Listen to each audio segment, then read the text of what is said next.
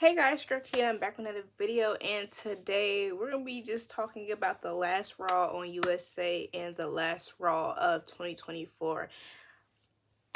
All in all, this year, Raw has been good. You know what I'm saying? There's been like a time where Raw is just so behind SmackDown, but I will say during certain parts of this year, Raw was really leading the charge on almost everything, you know. And today, being the last Raw on USA, I'm going to tell you guys my favorite Raw moment.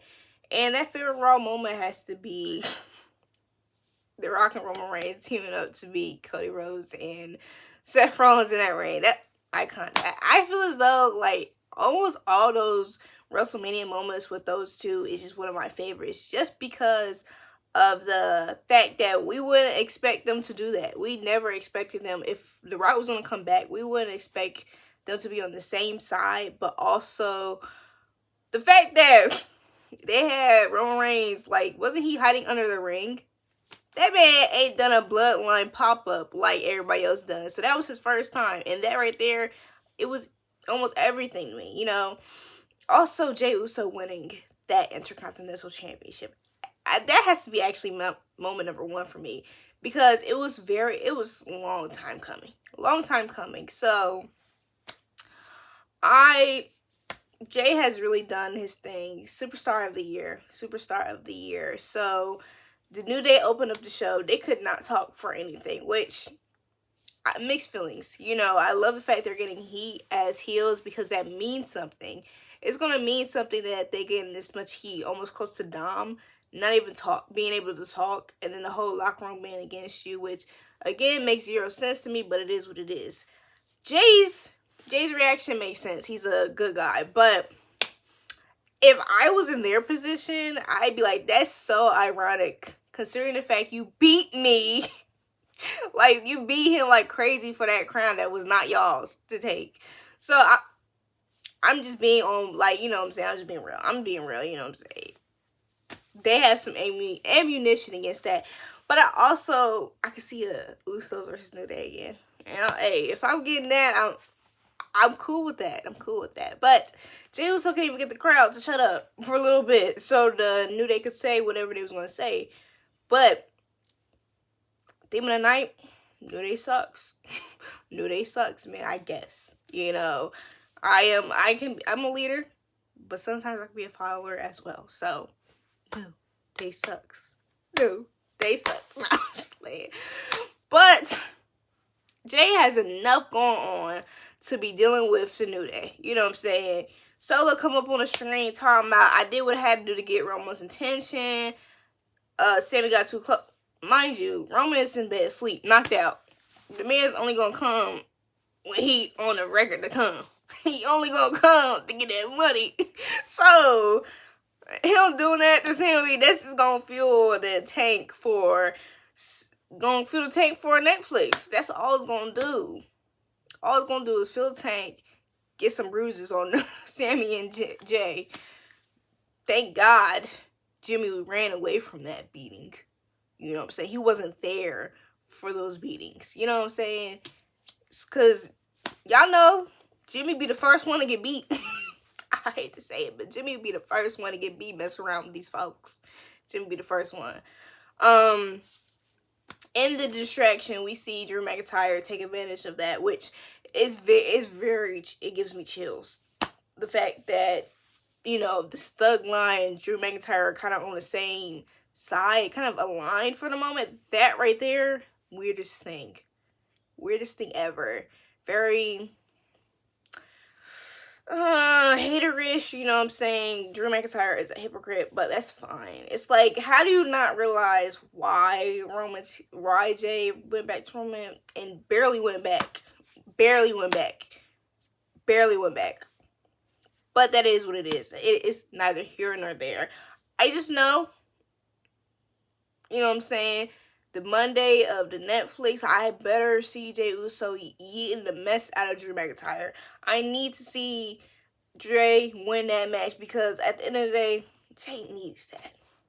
Jey needs that because too many people playing on Jey's name.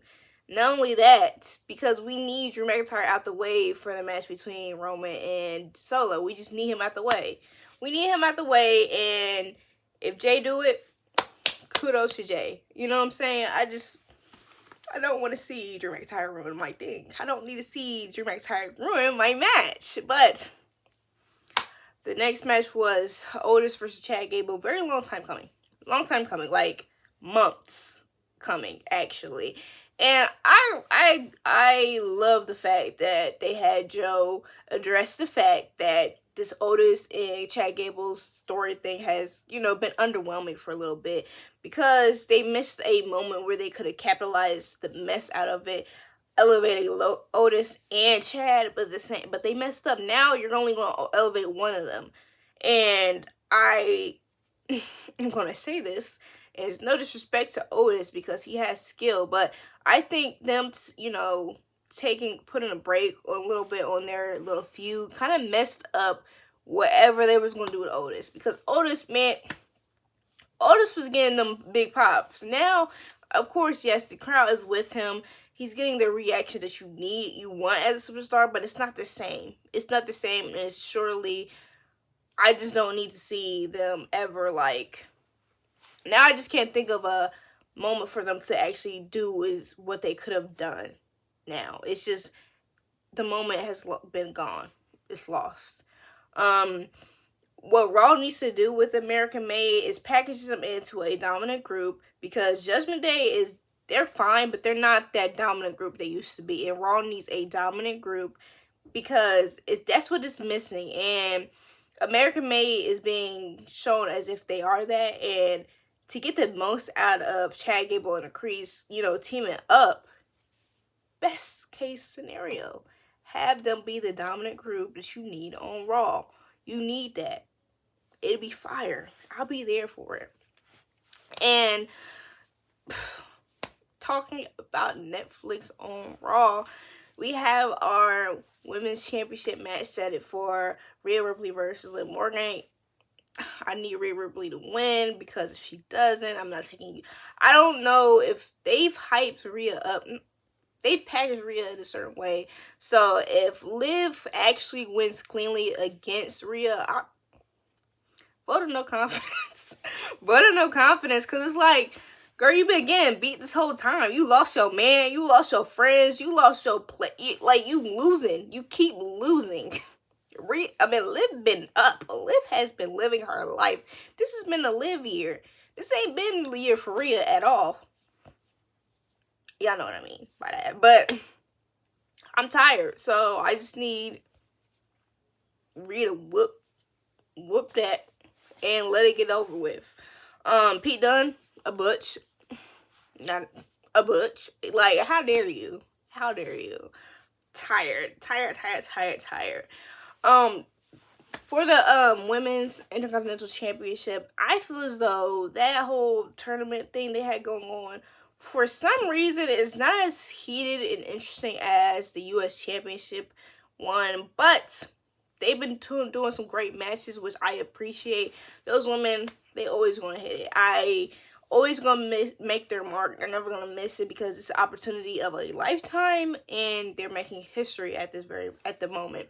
So I just hope that, and I know actually that whoever wins it, they're going to have a time. They're going to have a time, and I feel as though with this whole Netflix era, with the 3 hours now back, they're going to have the room and freedom to do that. For the first match of that, first one of the matches, we had Dakota Kai versus Zoe Stark, and like I saw on Twitter, Zoe Stark is the opposite of When the Bell Rings, because she's everything in that ring. She's everything in that ring. She's just lacking on the promos, lacking on the mic skills. I really enjoy watching Zoe Stark, to the point where it's I forget. No, for a moment I'm like, why don't I like you more?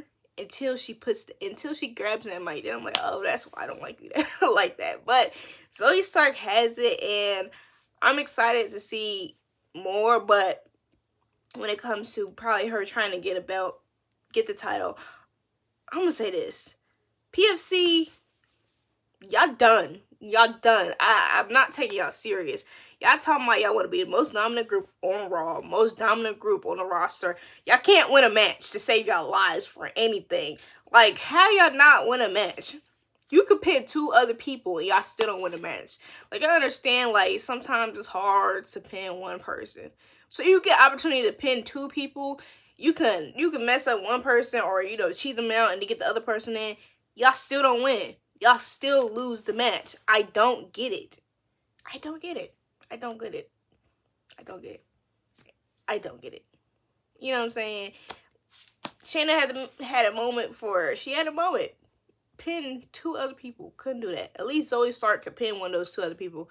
She just couldn't pin Dakota Kai, which Dakota Kai, she know how to go in the ring. I just don't want her to be the Intercontinental Champion. So I was excited to see that it was either going to be Io or Lyra to win and go against her.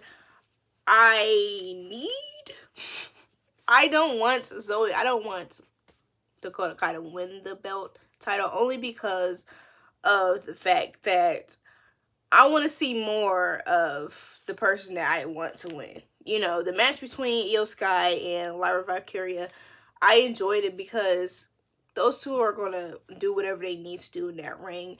And I really want to see more of Lyra Valkyria because she, for people who do not watch NXT like myself, seeing her on this Raw roster has made me want more. I've been wanting more, see more.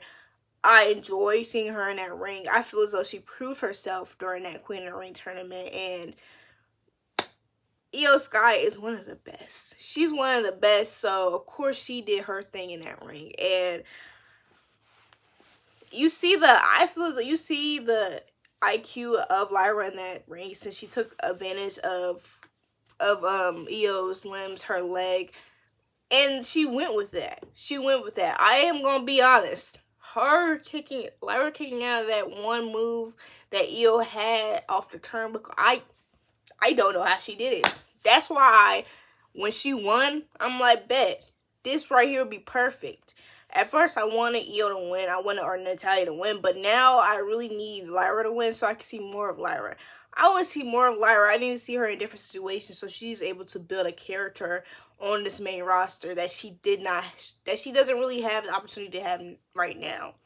I think Dakota Kai is good, but I want to see more of Lyra. So I want Lyra Valkyria to win that Intercontinental Championship. And it would just mean a lot because of the fact she tried to win the Queen of the Ring but couldn't. But this right here, if she's able to win that IC Championship, she could say in her first year she made history. And that right there would be pretty fire. It'd be pretty fire. And it would say a lot about the NXT division and right now, the current NXT division. Of course, the women beforehand have already made a name for themselves for the NXT, shown that NXT builds champions. But the new generation, I would love it, honestly. I would love it. I'm going to say this. I don't know who Penta is, but I'm excited to see. Just off of the few little clips I've seen on the internet, I'm excited to see him get into WWE. I feel as though y'all can't mess with the WWE recruiters sometimes. They gonna try to get everybody and anybody, and that's what they did. Now, the New Day, they can't, for some reason, they trying to get beef with everybody. For some reason, they trying to prove themselves. I feel as though they made their bed. They said that what they said, and if everybody else didn't like it, then everybody else ain't gonna like it. It's none of their business. But they basically wanted to prove that they are not the wrong ones in this, which you should never do, even in real life. Don't. Hey, if you know what you did was right, then you did was right. Although they didn't do was right. That's why they over here trying to prove themselves.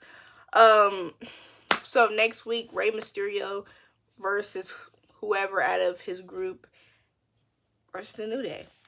Hopefully it's not Penta. Because then the New Day's losing.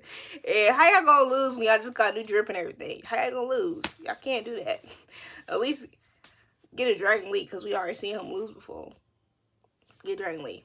You know, Dragon Lee will do great. I love Dragon Lee. But he can lose. He can take L.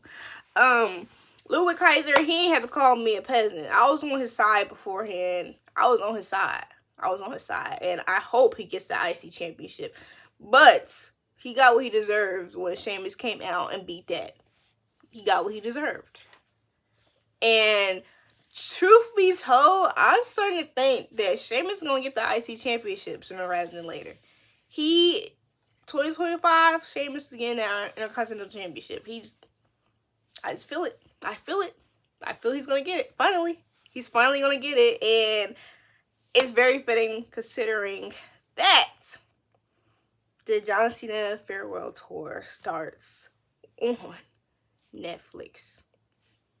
Dang. It's crazy to think that John Cena is really retiring. So I'm going to enjoy every moment of it, and I'm excited to see the Farewell Tour start on January 6th. That's promotional for the Tribal Combat Fire. Like, they are who they say they are. They really heated up the matches, the big matches for the Raw on Netflix, considering the promo between the promo between CM Punk. The promo between CM Punk and Seth Rollins. That right there ended 2024 on a bang. They ended Raw on USA with a bang. Because they had real life mixed into this stuff. Like, most of it seems like something that they could have said in real life. These real promos get to me every time because it's like it mixes reality to where you don't even know what's real or what's fake. Although, yeah, it's whatever, entertainment. But I ain't gonna lie, whenever Seth be talking sometimes, certain moments when Seth has a promo or he says something, I can't help but think about that No Pop promo. I can't. Like, why did the crowd really not say nothing after he said Seth Rollins' name? Like, this is their fault. This is the crowd on SmackDown where Rollins was giving that promo's fault. It's not my fault for thinking that. But every time I think No Pop. Exactly, No Pop. Like, every time. It's not, and I'm sorry, Seth. I'm sorry. Especially because he gave a fire promo. Like, that was a fire promo battle. CM Punk nearly lost that one. He won that promo battle with the hair of his, like, this. He won by this much. And honestly, the real winners was us. Because it's just been a while since we just seen a Raw promo. Well, I ain't gonna do that. It's been a little bit. When it came to, CM Punk and Drew McIntyre, we almost had it almost every week. So we had a little bit of a drought. We got a little spoiled. But seeing it with CM Punk and Seth Rollins, I'm here for it. Like, Punk got his chance, but Punk did get his chance to interrupt Seth while he was talking. So that's another added bonus on Punk's score list. Okay, and calling Seth Rollins a bootlegger, then saying that Seth was loved by you-know-who. Yeah, he got them gotcha moments. But Seth fought back. Because CM Punk has so many skeletons in his closet. It's like you almost have a rebuttal for almost everything. You can say almost anything because Punk just has history. But the problem is Punk knows how to spin. Punk knows how to talk. He's one of the best on the mic. So all we have now is we gotta see them throw them hands. Because Seth talking about retirement for Punk. So I need to see them be destructive. I need to see them actually be hating each other. Want to put each other out. That's what I want to see. I love the chaos. But y'all let me know how you guys felt about that Raw. Tell me your favorite moments of Raw. Tell me your favorite moments of Raw, period. But also, tell me what your favorite Raw moment of 2024 was. It's been an amazing year. And honestly, my Raw reviews, loved them. It's been very fun, guys. Y'all tell me everything. How y'all feel about my Raw reviews, okay? Y'all let me know how I'm doing. But thank you for watching. Please like, comment, share, and subscribe. Bye!